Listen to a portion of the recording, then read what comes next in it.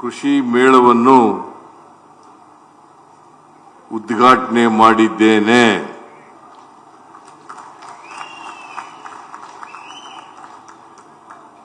ಈಗಾಗಲೇ ಕೃಷಿ ಮಂತ್ರಿಗಳು ಪ್ರಸ್ತಾಪ ಮಾಡಿದಂತೆ ಇದು 5ನೇ ವಿಶ್ವವಿದ್ಯಾನಿಲಯ.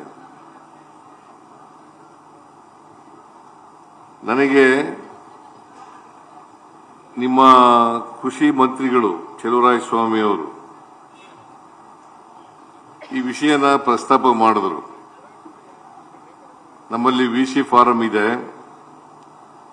ಬಹಳಷ್ಟು ಜಮೀನುಗಳಿದ್ದಾವೆ, ಅಲ್ಲಿ ಸಂಶೋಧನೆ ನಡೀತಾ ಇದೆ. ಅದನ್ನ ಕೃಷಿ ವಿಶ್ವವಿದ್ಯಾನಿಲಯವಾಗಿ ಪರಿವರ್ತನೆ ಮಾಡಬೇಕು ಅಂತಕ್ಕಂಥ ಮಾತುಗಳನ್ನ ಹೇಳಿದರು. ನನಗೂ ಅನಿಸ್ತು, ಬೆಂಗಳೂರಿನಲ್ಲಿ ಕೃಷಿ ವಿಶ್ವವಿದ್ಯಾಲಯ ಇದೆ, ಅದನ್ನ ಬೇರ್ಪಡಿಸಿ ಮಂಡ್ಯದಲ್ಲಿ ಒಂದು ಕೃಷಿ ವಿಶ್ವವಿದ್ಯಾಲಯವನ್ನ ಸ್ಥಾಪನೆ ಮಾಡತಕ್ಕಂಥದ್ದು ಅಗತ್ಯ ಅಂತೇಳಿ ಇದನ್ನ ಕ್ಯಾಬಿನೆಟ್ ಮುಂದೆ ಮಂಡಿಸಿ, ಕ್ಯಾಬಿನೆಟ್ನಲ್ಲಿ ಕೆಲವು ಮಂತ್ರಿಗಳು ಅವರ ಭಿನ್ನಾಭಿಪ್ರಾಯಗಳನ್ನು ಹೇಳಿದ್ರು, ಅವರ ಅಭಿಪ್ರಾಯ ಹೇಳಿದ್ರು.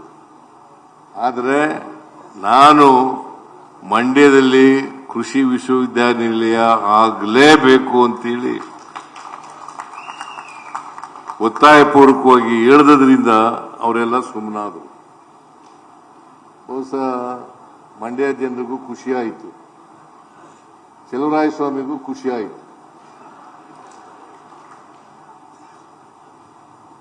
ಇದು 5 ಜಿಲ್ಲೆಗಳನ್ನ ಒಳಗೊಂಡಿರ್ತಕ್ಕಂಥ ಕೃಷಿ ವಿಶ್ವವಿದ್ಯಾನಿಲಯ. ಮೈಸೂರು, ಮಂಡ್ಯ, ಹಾಸನ, ಚಾಮರಾಜನಗರ, ಕೊಡಗು,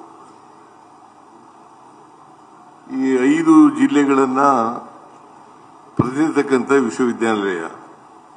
ಈ 5 ಜಿಲ್ಲೆಗಳಲ್ಲಿರ್ತಕ್ಕಂಥ ಜನರು, ರೈತರು ಮತ್ತು ಅವ್ರು ಬೆಳೀತಕ್ಕಂಥ ಬೆಳೆಗಳು ಈಗೆಲ್ಲ ಪ್ರದರ್ಶನ ಮಾಡಿದ್ದಾರೆ. 5 ಜಿಲ್ಲೆಗಳಲ್ಲಿ ಏನೇನು ಬೆಳೀತಾರೆ ಆ ಬೆಳೆಗಳನ್ನೆಲ್ಲ ತೋರಿಸ್ತಕ್ಕಂಥ ಕೆಲಸ ಮಾಡ್ತಾ ಇದ್ದಾರೆ. ಈ ಕೃಷಿ ಮೇಳದಲ್ಲಿ 5 ಜಿಲ್ಲೆಗಳಲ್ಲಿ ಪ್ರಮುಖವಾಗಿ ಬೆಳೀತಕ್ಕಂಥ ಬೆಳೆಗಳು ಅವು ರೈತರಿಗೆ ಗೊತ್ತಾಗಬೇಕು. ಈಗಾಗಲೇ ದರ್ಶನ್ ಪುಟ್ಟಣ್ಣಯ್ಯನವರು ಹೇಳಿದ್ರು, ನಾವು ವಿಶ್ವವಿದ್ಯಾನಿಲಯಗಳಲ್ಲಿ ಏನನ್ನ ಹೊಸ ತಳಿಗಳನ್ನ ಮಾಡ್ತೀವಿ, ಹೊಸದಾಗಿ ಯಂತ್ರೋಪಕರಣಗಳನ್ನು ಬಳಸ್ತೀವಿ, ಇದನ್ನ ರೈತರಿಗೆ ತಲುಪಿಸ್ಬೇಕು. ರೈತರಿಗೆ ತಲುಪಿಸದೆ ಹೋದರೆ ಬರೀ ನಿಮ್ಮಲ್ಲೇ ವಿಶ್ವವಿದ್ಯಾಲಯದಲ್ಲೇ ಇಟ್ಕೊಂಡ್ರೆ ಪ್ರಯೋಜನ ಆಗೋದಿಲ್ಲ. ಅದಕ್ಕೆ ನಾನು ಅನೇಕ ಸಾರಿ ಹೇಳಿದ್ದೀನಿ, ಲ್ಯಾಬ್ ಟು ಲ್ಯಾಂಡ್ ಆಗಬೇಕು. ಲ್ಯಾಬೊರೇಟರಿನಲ್ಲಿ ಏನು ತಯಾರಾಗ್ತದೆ ಅವೆಲ್ಲವನ್ನೂ ಕೂಡ ರೈತರಿಗೆ ತಲುಪಿಸ್ತಕ್ಕಂಥ ಕೆಲಸ ಆಗಬೇಕು. ಯಾಕಂತಂದ್ರೆ ಕೃಷಿ ಪ್ರಧಾನವಾದಂಥ ದೇಶ ಇದೆ. ಸುಮಾರು 78-80% ಕೃಷಿ ಮೇಲೆ ಅವಲಂಬನೆ ಆಗಿದ್ರು ಸ್ವಾತಂತ್ರ್ಯ ಪೂರ್ವದಲ್ಲಿ. ಈಗ 60-62% ಬಂದ್ಬಿಟ್ಟಿದೆ. ಸುಮಾರು 20% ಜನ ಕೃಷಿಯಿಂದ ವಿಮುಖರಾಗಿದ್ದಾರೆ ಅಂತಕ್ಕಂಥ ಮಾತುಗಳನ್ನ ಹೇಳಲಿಕ್ಕೆ ಬಯಸ್ತಾ ಇದ್ದೇನೆ. ಮಂಡ್ಯ ಕೂಡ ಒಂದು ಕೃಷಿ ಪ್ರಧಾನವಾದಂಥ ಜಿಲ್ಲೆ. ಇಲ್ಲಿ ಕಬ್ಬು, ಭತ್ತ, ರಾಗಿ, ಜೋಳ, ಆಮೇಲೆ ಮೇಜು, ಸೂರ್ಯಕಾಂತಿ,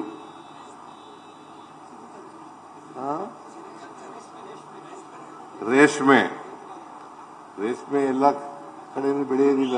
ಕೆಲವು ಕಡೆ ಎಲ್ಲ ರೇಷ್ಮೆನ ಈಗ ಕಡಿಮೆ ಆಗ್ತಾ ಇದೆ. ನಿಜ ಹೇಳಬೇಕು ಅಂತಂದ್ರೆ ಬೆಲೆ ಜಾಸ್ತಿ ಆಗುತ್ತೆ, ರೈತರು ಉತ್ಪಾದನೆ ಮಾಡ್ತಕ್ಕಂಥದ್ದು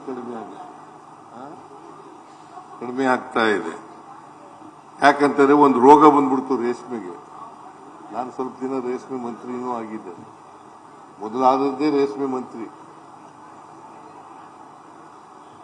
84ನೇ ಇಸ್ವಿನಲ್ಲಿ. ಗುಳಿಗೌಡ 84ರಲ್ಲಿ ಎಷ್ಟು ವರ್ಷ ಆಯ್ತು ಈಗ? 41 ವರ್ಷ ಆಯ್ತು.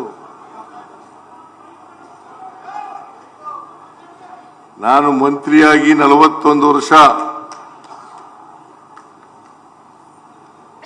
ಅಂದ್ರೆ ರಾಜಕಾರಣದಲ್ಲಿ ಸುಮಾರು 45 ವರ್ಷ ಇದ್ದೇನೆ. ಆಮೇಲೆ 5 ವರ್ಷ ತಾಲೂಕ್ ಬೋರ್ಡ್ ಮೆಂಬರ್ ಕೂಡ ಆಗಿದ್ದೆ. ನಾನು ಕೃಷಿ ಮೇಲೆ ಅವಲಂಬನೆ ಆಗಿದ್ದಂಥವನು. ನಾನು BSc ಮುಗಿಯೋವರೆಗೆ ಯಾವಾಗ ಊರಿಗೆ ಹೋಗ್ತೀನಿ ರಜದಲ್ಲಿ, ಆಗೆಲ್ಲ ಕಾಲದಲ್ಲೂ ಕೂಡ ಕೃಷಿ ಮಾಡ್ತಾ ಇದ್ದೆ.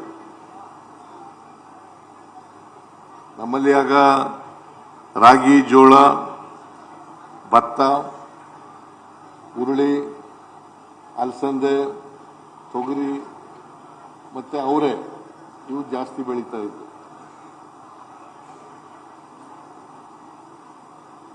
ಈಗ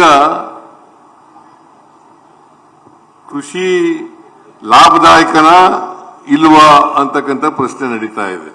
ಈ ಒಂದು ಪುಸ್ತಕ ಬಿಡುಗಡೆ ಮಾಡಿದೆ ನಾನು. ಅಲ್ಲಿ ಪ್ರಗತಿಪರ ರೈತರು ಇದ್ದಾರೆ. ಇದು ಮಾಡಿದೆ, ಈ ಪುಸ್ತಕ ಬಿಡುಗಡೆ ಮಾಡಿದೆ. ಕೃಷಿ ಮೇಳದಲ್ಲಿ ರೈತರ ಶ್ರಮದ ಪ್ರತಿಫಲ, ರೈತರ ಶ್ರಮದ ಪ್ರತಿಫಲ ಅಂತಕ್ಕಂಥ ಪುಸ್ತಕವನ್ನು ಮಾಡಿದೆ.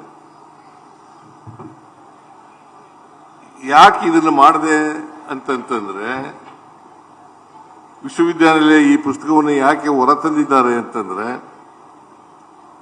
ಕೃಷಿ ಲಾಭದಾಯಕ ಮಾಡಬೇಕಾದ್ರೆ ಏನ್ ಮಾಡಬೇಕು,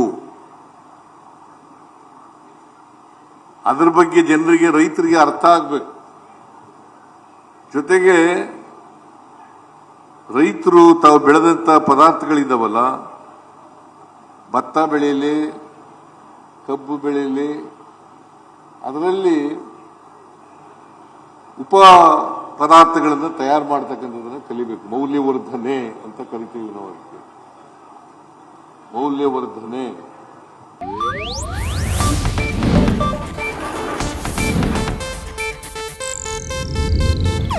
ಇದು ಏಷ್ಯಾನೆಟ್ ನ್ಯೂಸ್ ನೆಟ್ವರ್ಕ್ ಪ್ರಸ್ತುತಿ.